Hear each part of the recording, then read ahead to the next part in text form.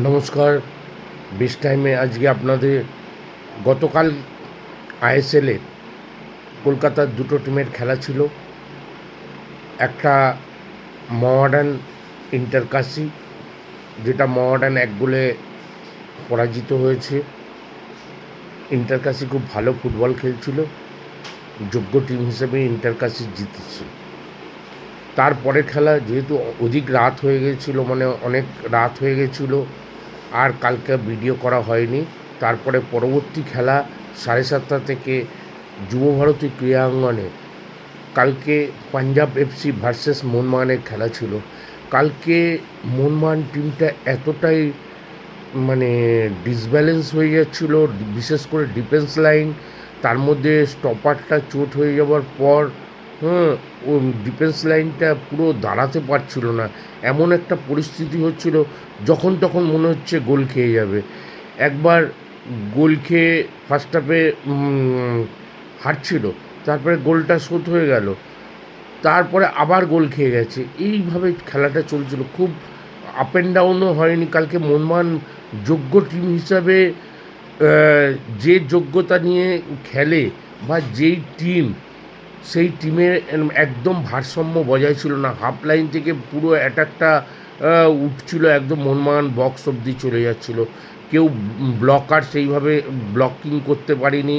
যাই হোক, কালকে মোহনবাগান খুব লাকিলি ম্যাচটা বার করে নিয়েছে। এই 3 পয়েন্টটা খুব দরকার ছিল মোহনবাগান টিমের জন্য। জানি না টিমটা এরকম এতটাই আনইজি লাগছিল কেন, কিন্তু একটা কথা বলতে গেলে, কামিন্স নামার পর, কামিন্স হচ্ছে মোহনবাগানের একটা লক্ষ্মী প্লেয়ার। ও নামার পর অনেক খেলায় দেখেছি কামিন্স নিজে গোল করেছে বা করিয়েছে, কিন্তু ও নামার পর রিজার্ভে যখন থাকে, ও নামার পর মোহনবাগানের রেজাল্টে কিন্তু ঘুরে যায়। ও একটা মোহনবাগানের লক্ষ্মী পয়া একটা প্লেয়ার। ওকে প্লেয়ার হিসাবে যখন কোচ মনে করেছে নামিয়েছে, কিন্তু ও নামার পর ও সত্যি টিমের সঙ্গে একাত্ম হয়ে গিয়ে টিমকে বার করে নিয়ে আসার যে একটা যোগ্যতা ওর আছে। আর আরেকটা কথা, মোহনবাগান কর্মকর্তা বা কোচদের কাছে আমাদের অ্যাপিল থাকবে, মোহনবাগানে যে বাঙালি প্লেয়ার দিব্যেন্দু, ও খুব ভালো খেলছিল, ওকে এখন রিজার্ভ বেঞ্চে বসিয়ে ছেলেটার তো খেলার কনফিডেন্সটাই চলে যাবে। মাঝে মাঝে ওকেও টেস্ট করা উচিত। ও বাঙালি প্লেয়ার একেতেই নগণ্য, এই অবস্থায় ওই ছেলেটা খুব ভালো ফুটবলার ছিল। গত কোচদের আন্ডারে ও ভালো ফুটবল খেলেছে। কালকে দেখলাম ওকে ওয়ার্ম আপ করিয়ে বসিয়ে রাখা হলো, কিন্তু একদমই ওকে চান্স দেওয়া হচ্ছে না।